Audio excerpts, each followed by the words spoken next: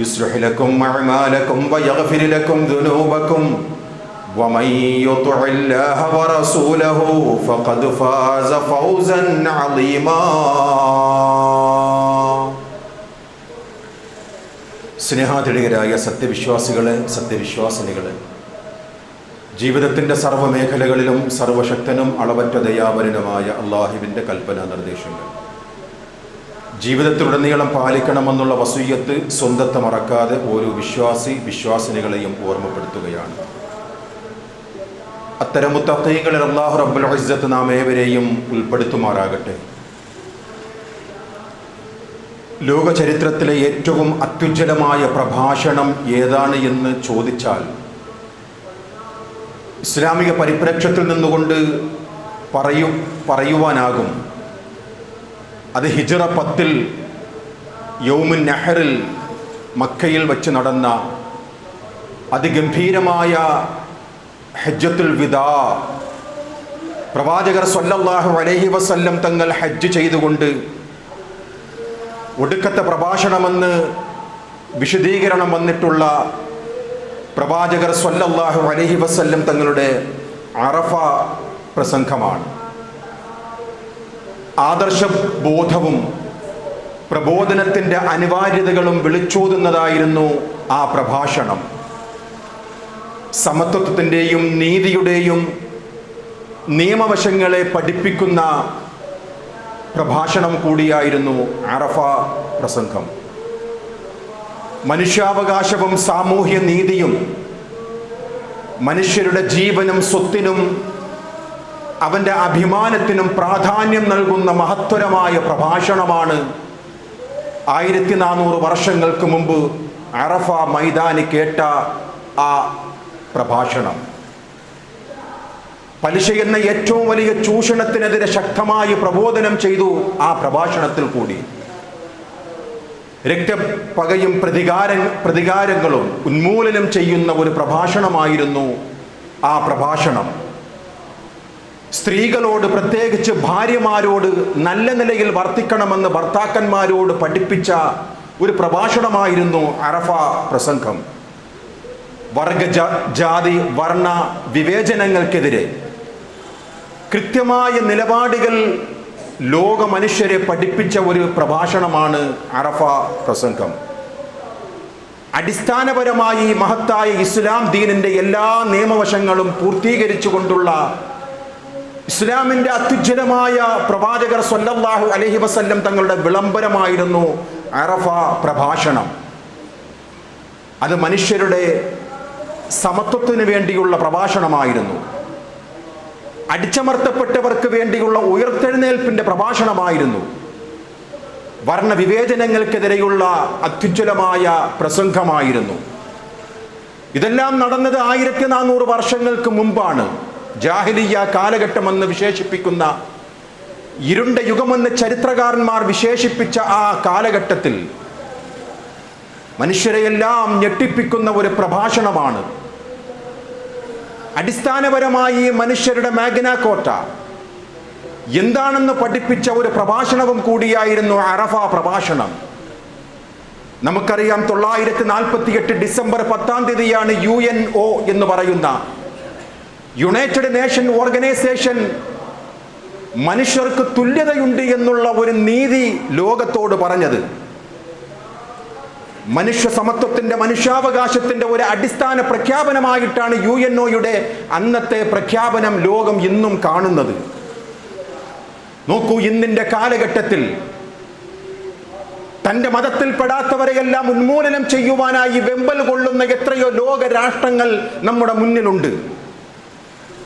ജൂതന്മാരല്ലാത്തവരെ മനുഷ്യരായി പോലും പരിഗണിക്കാത്ത യഹൂദികളാണ് ഇന്നൊരു രാജ്യം ഭരിക്കുന്നത്. ഫലസ്തീനിൽ യഹൂദർ കാണിക്കുന്ന നീതികേടിനെതിരെ ശബ്ദിക്കുവാൻ പോലും ശബ്ദം നഷ്ടപ്പെട്ട ഒരു ലോക സമുച്ചയത്തിൻ്റെ ഇടയിൽ നിന്നുകൊണ്ടാണ് അറഫ പ്രസംഗത്തിൻ്റെ പ്രാധാന്യം നാം മനസ്സിലാക്കേണ്ടത്.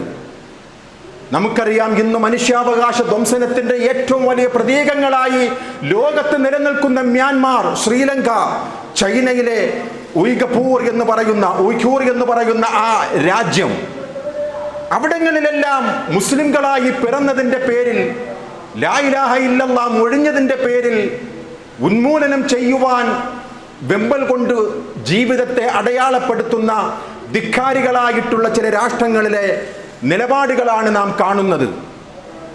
ബോസ്നിയയും റുവാണ്ടയും സുഡാനും എത്രിയയും അതുപോലെ എത്യോപ്യയുമെല്ലാം ഇന്നും ഒരു തരത്തിൽ മറ്റൊരു തരത്തിലല്ലെങ്കിൽ കൃത്യമായ രീതിയിൽ ഉന്മൂലനം വംശഹത്യ നടന്നുകൊണ്ടിരിക്കുന്ന നാടുകളായി ലോകം കണ്ടുകൊണ്ടിരിക്കുകയാണ്.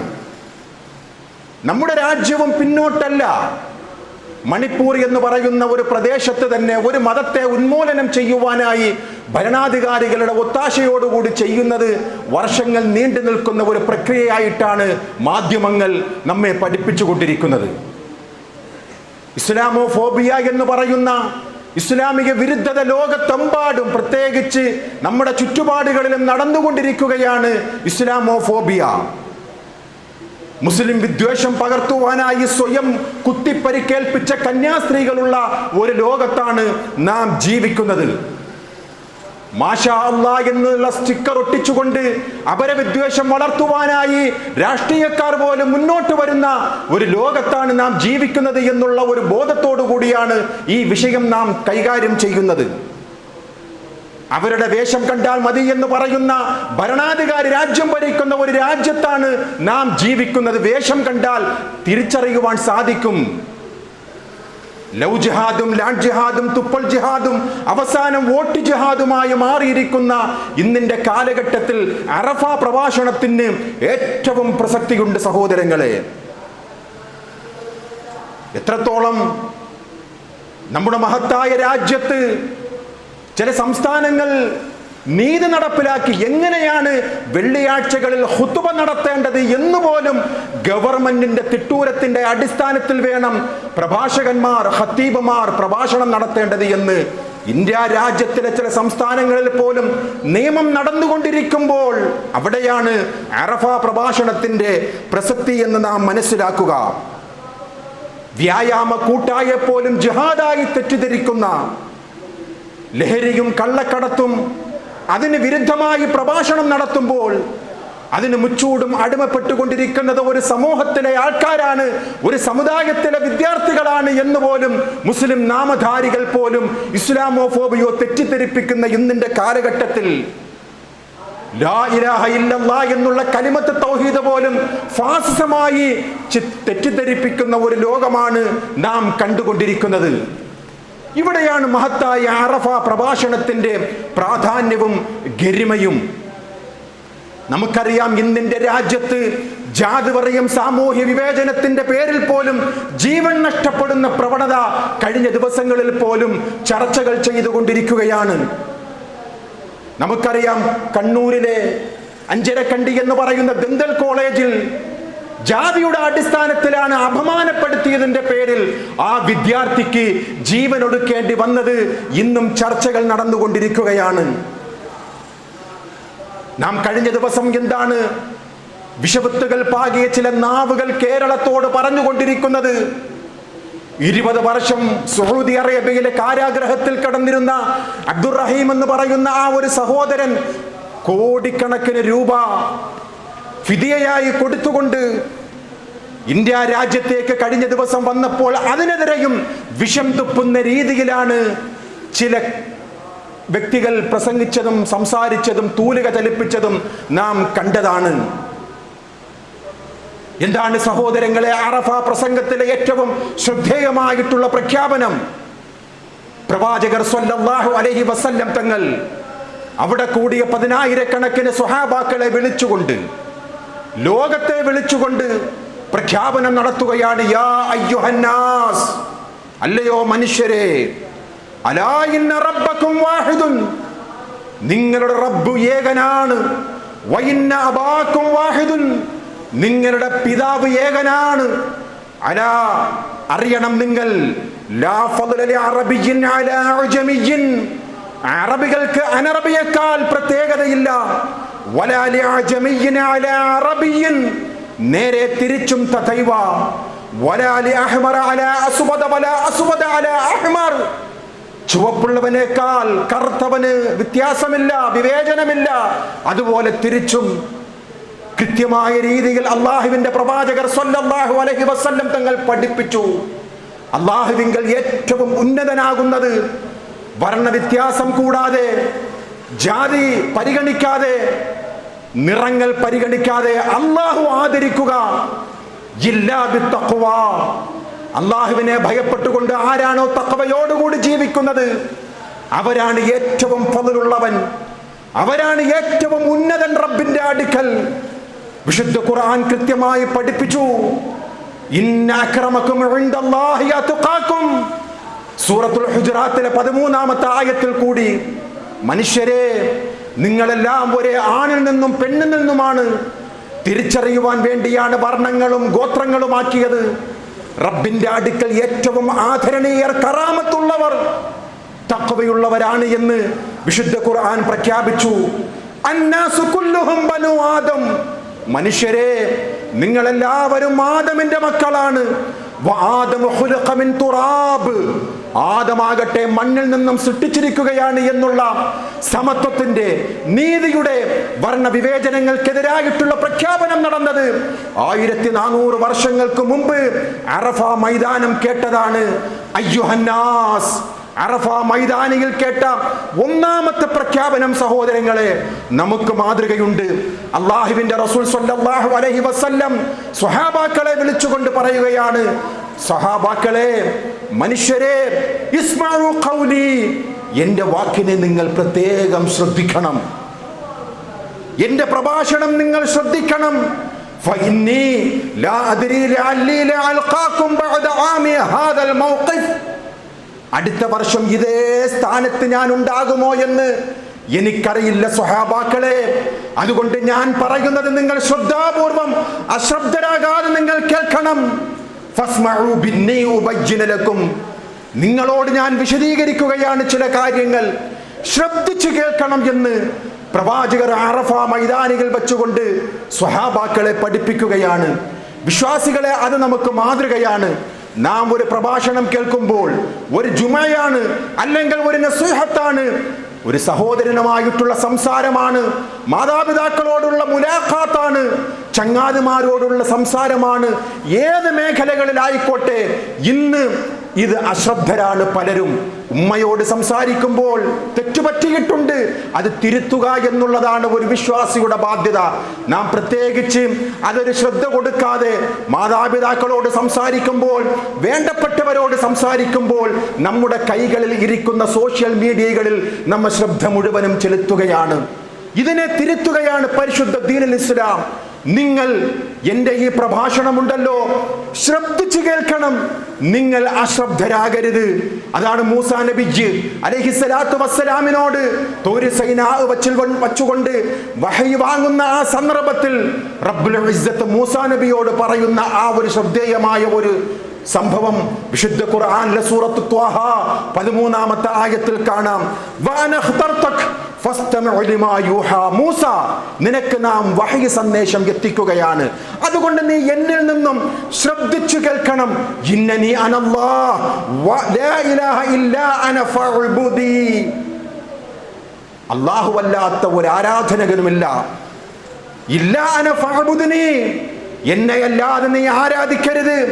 നമസ്കാരം കൃത്യമായി നിർവഹിക്കണം മൂസ, നീ ശ്രദ്ധിച്ചു കേൾക്കണം എന്റെ ദിവ്യ സന്ദേശമെന്ന് മൂസാ നബി അലൈഹിസ്സലാത്തു വസ്സലാമിനോട് പ്രപഞ്ച സൃഷ്ടാവ് പറയുന്ന രംഗമാണ് വിശുദ്ധ ഖുർആനിൽ അള്ളാഹു നമുക്ക് പരിചയപ്പെടുത്തി തരുന്നത്.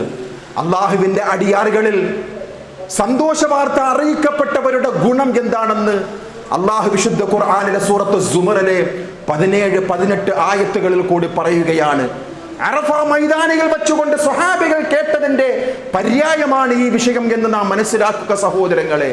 അള്ളാഹുവിന്റെ സുവിശേഷ വാർത്ത അറിയിക്കപ്പെട്ട സച്ചരിതരായ അടിയാറുകളുടെ ഒരു സ്വഭാവം എന്ന് പറയുന്നത് ഫബശ്ശിരിൽ ഇബാദ്, അങ്ങനെയുള്ളവർക്ക് എന്റെ സന്തോഷ വാർത്ത അറിയിച്ചു കൊടുക്കണം പ്രവാചക. ആരാണെന്നറിയുമോ ആ അടിയാറുകൾ? അല്ലദീന യസ്തമിഊനൽ ഖൗല ഫയത്തബിഊന അഹ്സനഹു, വാക്കുകൾ അവർ ശ്രദ്ധിച്ചു കേൾക്കണമെന്നാണ് അള്ളാഹുവിന്റെ റസൂൽ സല്ലല്ലാഹു അലൈഹി വസല്ലം തങ്ങളോട് അള്ളാഹ് പഠിപ്പിക്കുന്നത്. ശ്രദ്ധിച്ചു നിങ്ങൾ കേൾക്കണം. പക്ഷേ സ്വീകരിക്കേണ്ടത് അതിൽ ഖുർആനും സുന്നത്തിന്റെയും അടയാളപ്പെടുത്തിയത് മാത്രമേ നിങ്ങൾ സ്വീകരിക്കാവൂ. കേൾക്കുക, നിങ്ങൾ കേൾക്കുക. കേട്ടുകൊണ്ട് അതിൽ നിന്നും നല്ലത് മാത്രം നിങ്ങൾ തിരഞ്ഞെടുക്കണം, സ്വീകരിക്കണം. അത്തരക്കാരുടെ സവിശേഷത ഉലൈകല്ലദീന ഹദാഹുമുല്ലാഹ് വഉലൈക ഹും ഉലുൽ അൽബാബ്. മാർഗദർശനം പിൻപറ്റിയവരാണ് അവർ. അവർക്കാണ് അല്ലാഹുവിന്റെ ഹിദായത്ത് ലഭിച്ചത്. ബുദ്ധിയുള്ളവരും അവരാണ് എന്ന് വിശുദ്ധ ഖുർആൻ നമുക്ക് പഠിപ്പിച്ചു തരികയാണ് സഹോദരങ്ങളെ. ഇതാണ് അറഫ മൈതാനം ഒന്നാമതായി കേട്ട ആ പ്രഖ്യാപനം. ഏത് പ്രഭാഷണങ്ങളും പ്രത്യേകിച്ച് ഖുതുബകൾ ശ്രദ്ധിച്ച് കേൾക്കണമെന്നാണ് ഇസ്ലാമിന്റെ താല്പര്യമെന്ന് നാം മനസ്സിലാക്കുക. മറ്റൊരു നസീഹത്ത് നോക്കൂ. അറഫയിൽ വെച്ച് കേട്ട മറ്റൊരു ശ്രദ്ധേയമായ ഒരു ഉത്ബോധനം, ഫഇന്ന ദിമാഅകും വഅംവാലകും വഅറാലകും ഹറാമുൻ അലൈക്കും. ഈ ദിവസത്തിന്റെ പവിത്രത പോലെ, ഈ മാസത്തിന്റെ പവിത്രത പോലെ, പരിശുദ്ധമായ മക്കയുടെ പവിത്രത പോലെ നിങ്ങളുടെ രക്തം പവിത്രമാണ്, നിങ്ങളുടെ അഭിമാനം പവിത്രമാണ്, നിങ്ങളുടെ സമ്പത്ത് പവിത്രമാണ്. നോക്കൂ സഹോദരങ്ങളെ, അഭിമാനമെന്ന് പറയുന്നത് മക്കയെ പോലെ പവിത്രമാണ്, യൗമുൻ നഹറിനെ പോലെ പവിത്രമാണ്, ദുൽഹിജ്ജ മാസം പോലെ പവിത്രമാണ്. ഇന്ന് സമൂഹത്തിൽ വ്യാപകമാണ് ബോഡി ഷെയ്മിങ്. ശാരീരിക സ്ഖലിതങ്ങൾ അല്ലെങ്കിൽ അങ്ങനെയുള്ള ന്യൂനതകൾ എടുത്തു പറഞ്ഞുകൊണ്ട് ഒരു മനുഷ്യനെ അപമാനപ്പെടുത്തുന്നതെന്ന് ഒരു ഫാഷനായി കണ്ടുകൊണ്ടിരിക്കുകയാണ് ബോഡി ഷെയ്മിങ്. കഴിഞ്ഞ വർഷമാണ് നമ്മുടെ കേരള ഗവൺമെന്റ് അതിന്റെ വിശദീകരണമായ ഒരു നിയമം പാസാക്കിയത് എന്ന് പോലും അറിയുമ്പോഴാണ് സഹോദരങ്ങളെ, 14 നൂറ്റാണ്ടിന് മുമ്പ് ഈ ബോഡി ഷെയ്മിങ്ങിനെതിരെ ശക്തമായ നിലപാട് പ്രഖ്യാപിച്ച ഒരു മതമാണ് പരിശുദ്ധ ദീനുൽ ഇസ്ലാം. നാം കഴിഞ്ഞ മാസങ്ങളിലേക്ക് ചർവണമായി ചർച്ചകൾ കേട്ടതും കണ്ടതുമാണ് സഹോദരങ്ങളെ. മോഹിനിയാട്ടം നടത്തിയ ഒരു കലാകാരി, നർത്തകനും നടനുമായ കർത്തവൻ എന്നുള്ള പേരിൽ അധിക്ഷേപം കേട്ട ആ ഒരു ഡോക്ടർ ബിരുദധാരിയായ ആ മനുഷ്യന്റെ ചരിത്രം, ആ സംഭവം നാം കഴിഞ്ഞ മാസങ്ങൾക്ക് മുമ്പ് കേട്ടതാണ്. അപമാനപ്പെടുത്തി, വർണ്ണവിവേചനത്തിന്റെ പേരിൽ, തൊലിയുടെ നിറത്തിന്റെ പേരിൽ അപമാനപ്പെടുത്തി. അതുപോലെ തന്നെയാണ് നടിയും കലാകാരിയുമായ മറ്റൊരു സ്ത്രീയെ, പ്രമുഖ സ്വർണ്ണ വ്യാപാരിയായ ഒരു മനുഷ്യൻ, അറിയപ്പെടുന്ന ഒരു മനുഷ്യൻ, അവിടെയും വർണ്ണ വിവേചനത്തിന്റെ പേരിൽ, ബോഡി ഷേമിങ്ങിന്റെ പേരിൽ അപമാനപ്പെടുത്തിയതിന്റെ പേരിൽ ജയിൽവാസം വരെ അനുഭവിച്ചത് കഴിഞ്ഞ മാസങ്ങളിലാണ് എന്ന് നാം മനസ്സിലാക്കുമ്പോഴാണ് മഹാനായ പ്രവാചകർ സ്വല്ലല്ലാഹു അലൈഹി വസല്ലം 1400 വർഷങ്ങൾക്ക് മുമ്പ് ഈ കിരാത നിയമത്തെ കുഴിച്ചു മൂടിയത് എന്ന് നാം മനസ്സിലാക്കണം. കഴിഞ്ഞ വർഷം രാജ്യത്തെ ആഭ്യന്തരമന്ത്രിക്കെതിരെ പോലും ഒരു സംസ്ഥാനത്തിലെ മുഖ്യമന്ത്രി നടത്തിയത്, നിന്റെ തടി കൊണ്ടൊന്നും ഈ സംസ്ഥാനത്തിന്റെ ഭരണമിറക്കുവാൻ സാധ്യമല്ല. അവിടെയും ഒരു ബോഡി ഷേമിംഗ് ആണ് പ്രത്യക്ഷമായി കണ്ടത്.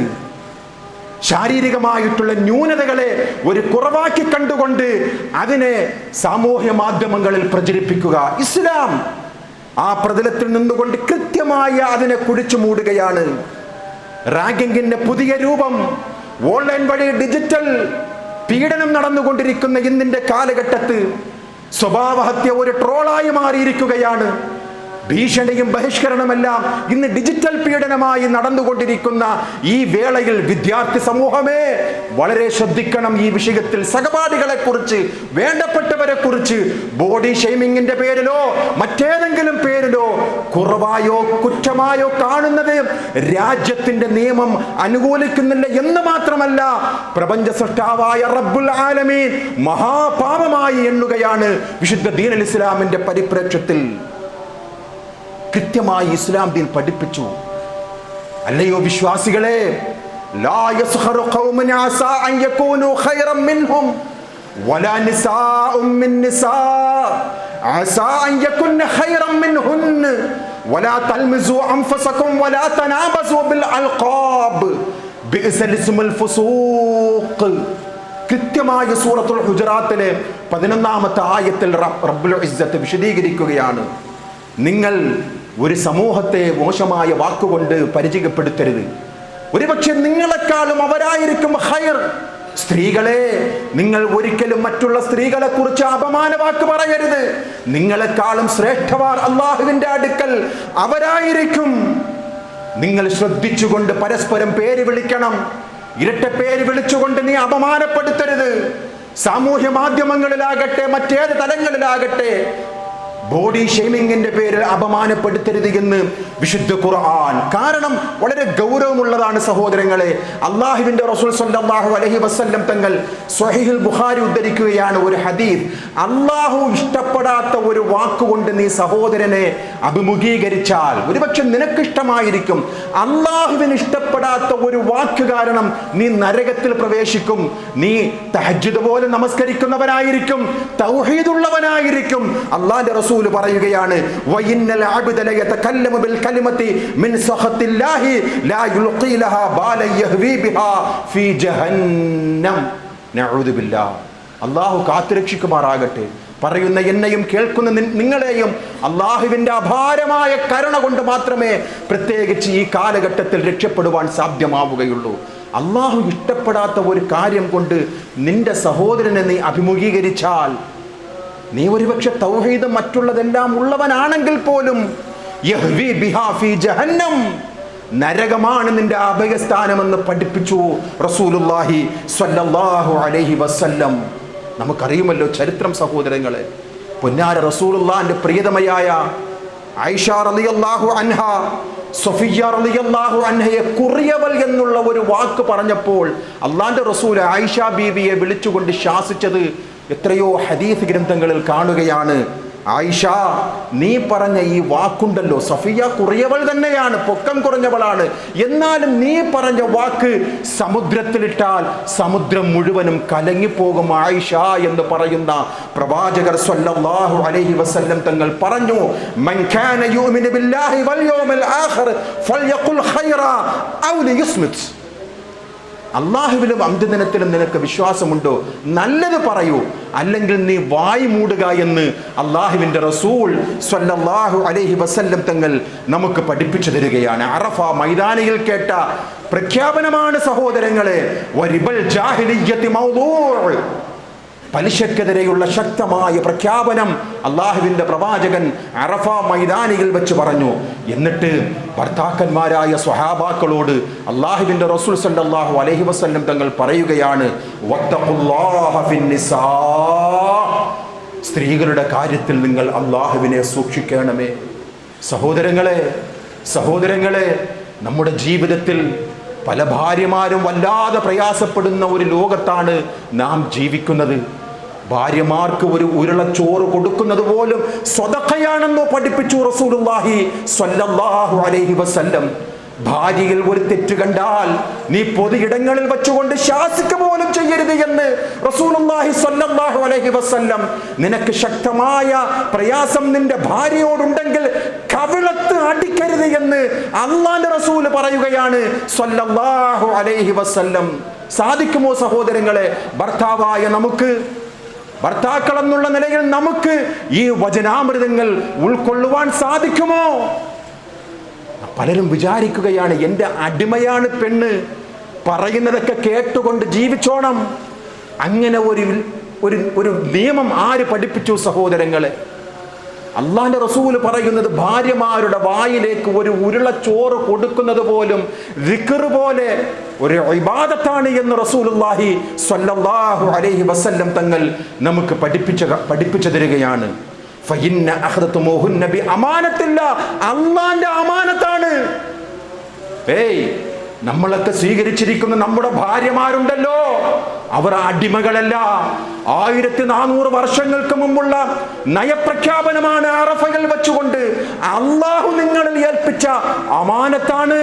കല്യാണം കഴിക്കുന്നവരുണ്ടാകാം, കഴിച്ചവരുണ്ടാകാം, നമ്മുടെ കൈകളിലുള്ള നമ്മുടെ ഭാര്യമാരുണ്ടല്ലോ, അള്ളാഹു നമ്മിൽ ഏൽപ്പിച്ച അമാനത്താണ് എന്ന് നാം മറന്നു പോകരുത്. പ്രയാസങ്ങൾ ഉണ്ടായേക്കാം, അതിന്റെ പേരിൽ കവിളത്ത് അടിക്കരുത്, പൊതിടത്ത് വെച്ചുകൊണ്ട് അപമാനപ്പെടുത്തരുത് എന്ന് അള്ളാഹുവിന്റെ റസൂൽ സ്വല്ലല്ലാഹു അലൈഹി വസല്ലം തങ്ങൾ നമ്മെ പഠിപ്പിച്ചിരിക്കുകയാണ്. എന്നിട്ട് അറഫയിൽ കേട്ട പ്രഖ്യാപനം, ഖുർആനും ഹദീസും നിങ്ങൾ മുറുകെ പിടിക്കണം. വഖദ് തറകതു ഫീകും മാ ലം തളല്ലു ബഅദഹു ഇൻ ഇഅ്തസമതും ബിഹി കിതാബല്ലാഹ്. നിങ്ങൾ ഖുർആൻ മുറുകെ പിടിക്കണം എന്ന് വെച്ചാൽ അതിന്റെ വ്യാഖ്യാനമായ ഹദീസും നിങ്ങൾ മുറുകെ പിടിച്ചുകൊണ്ട് ജീവിതാന്ത്യം വരെ തുടരുകയാണെങ്കിൽ വഴിപിഴക്കുകയില്ല എന്ന് റസൂലുള്ളാഹി സ്വല്ലല്ലാഹു അലൈഹി വസല്ലം തങ്ങൾ നമ്മെ പഠിപ്പിക്കുകയാണ്. ഇതെല്ലാം പറഞ്ഞതിന് ശേഷം അല്ലാഹുവിന്റെ റസൂൽ സ്വല്ലല്ലാഹു അലൈഹി വസല്ലം ഗദ്ഗദത്തോടുകൂടി സ്വഹാബാക്കളെ വിളിച്ചുകൊണ്ട് ചോദിക്കുകയാണ്, അനുചരന്മാരെ, വഅൻതും തുസ്അലൂന അന്നി ഫമാ അൻതും ഖായിലൂൻ. നാളെ പരലോകത്ത് എന്നെക്കുറിച്ച് എൻ്റെ റബ്ബ് നിങ്ങളോട് ചോദിച്ചാൽ എന്താണ് നിങ്ങൾ മറുപടി പറയുക? ഈ അമാനത്തെല്ലാം നിങ്ങളെ ഏൽപ്പിച്ചുവെന്ന് പറയുമോ സ്വഹാബാക്കളെ? എന്നിൽ അർപ്പിച്ച ദൗത്യമെല്ലാം പൂർത്തീകരിച്ചുവെന്ന് നിങ്ങൾ പറയുമോ സ്വഹാബാക്കളെ? അറിയണം, ഇവിടെ വെച്ചുകൊണ്ട് പറയണം സ്വഹാബാക്കളെ എന്ന് ഗദ്ഗദത്തോടുകൂടി ചോദിക്കുന്ന പ്രവാചകരെ കണ്ടുകൊണ്ട് സ്വഹാബാക്കൾ പറയുകയാണ്, ഖാലൂ നഷ്ഹദു അന്നക ഖദ് ബല്ലഗ്ത വഅദ്ദൈത വനസഹത. അല്ലാഹുവിന്റെ റസൂലേ, ഞങ്ങൾ സാക്ഷ്യം വഹിക്കുകയാണ്, അങ്ങ് പ്രബോധനം ചെയ്ത കാര്യത്തിൽ അങ്ങ് സന്ദേശം എത്തിച്ചിട്ടുണ്ട്, ഉത്തരവാദിത്വം നിറവേറ്റിയിട്ടുണ്ട് പ്രവാചകരെ എന്ന് സ്വഹാബാക്കൾ പറയുമ്പോൾ അള്ളാഹുവിന്റെ റസൂൽ ചൂണ്ടിവിരൽ ആകാശത്തേക്ക് ഉയർത്തിക്കൊണ്ട് അല്ലാഹുമ്മ ഷഹദ് എന്ന് ആവർത്തിച്ച് പറയുന്നത് നാം കേട്ടിട്ടുണ്ട് സഹോദരങ്ങളെ.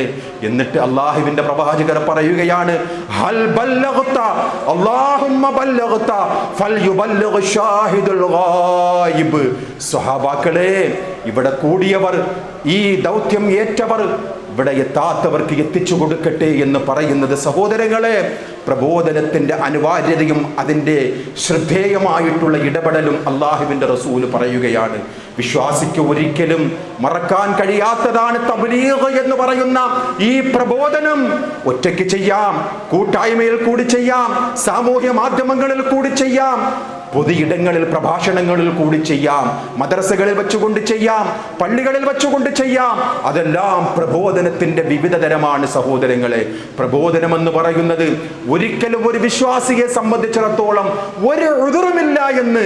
നമസ്കാരത്തിന് ഉദുറുണ്ട്, ഹജ്ജ് ചെയ്യാതിരിക്കുവാൻ ഉദുറുണ്ട്, സകാത്ത് കൊടുക്കാതിരിക്കുവാൻ ഉദുറുണ്ട്, പുണ്യകർമ്മങ്ങൾ ചെയ്യാതിരിക്കുവാൻ ചിലപ്പോൾ ചിലർക്ക് ഉദുറുണ്ട്.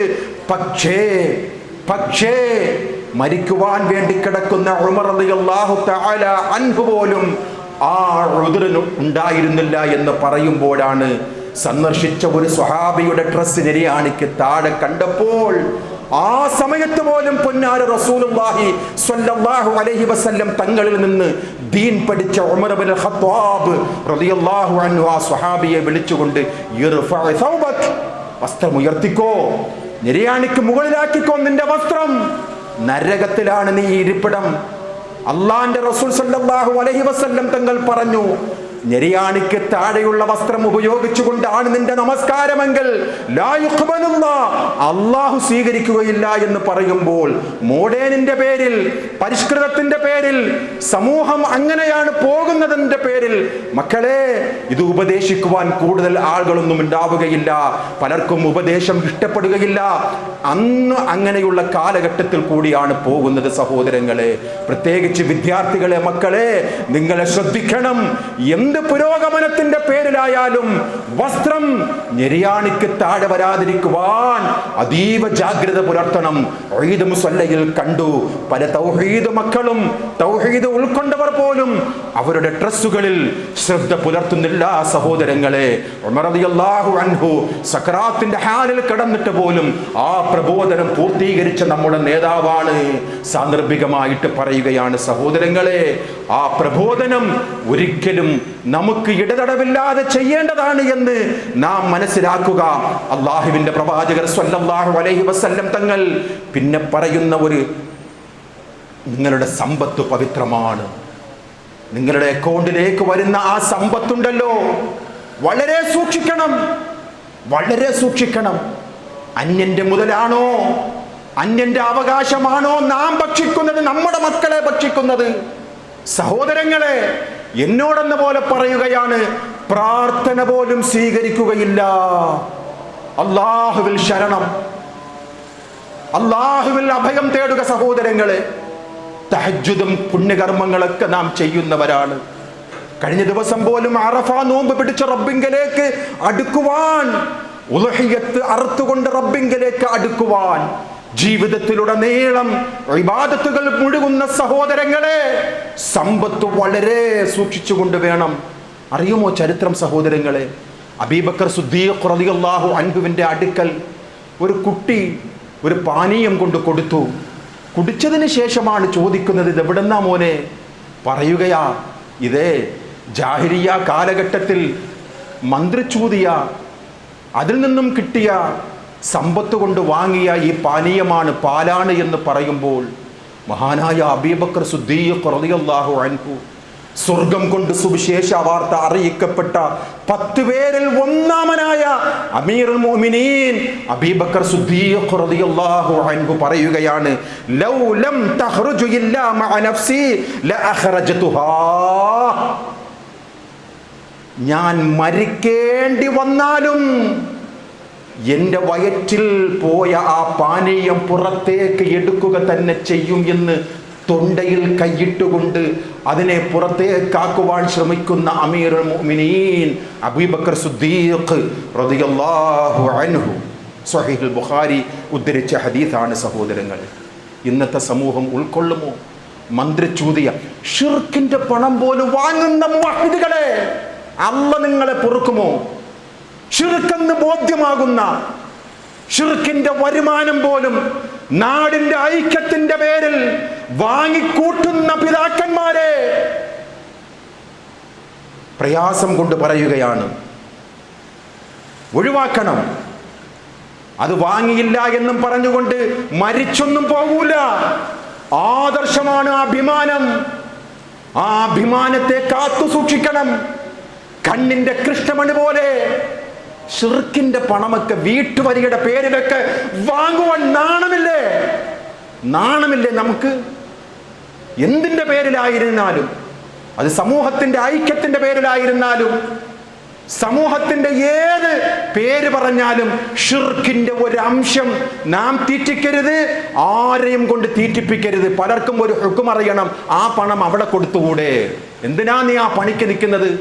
നീ തിന്നുന്നില്ല, പിന്നെ എന്തിനാ അതിനെ തീറ്റിപ്പിക്കുന്നത്? അള്ളാഹു സത്യം മനസ്സിലാക്കുവാനുള്ള, അള്ളാഹു ഉത്ബുദ്ധരായ ഒരു സദസ്സാണ് സഹോദരങ്ങളെ. അള്ളാഹു അനുഗ്രഹം ചെയ്യുമാറാകട്ടെ. സഹോദരങ്ങളെ, അള്ളാഹുവിന്റെ പ്രവാചകർ സ്വല്ലല്ലാഹു അലൈഹി വസല്ലം തങ്ങളുടെ അറഫയിൽ കേട്ട മുദ്രാവാക്യങ്ങളും പ്രഖ്യാപനമാണ്. മാഗ്നാ കോട്ടയാണ്.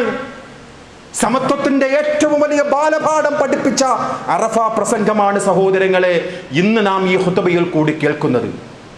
പരമാവധി അത് ജീവിതത്തിൽ ഉൾക്കൊള്ളണം, പരമാവധി അത് ജീവിതത്തിൽ പ്രാവർത്തികമാക്കണം സഹോദരങ്ങളെ. അള്ളാഹു അനുഗ്രഹം ചെയ്യുമാറാകട്ടെ.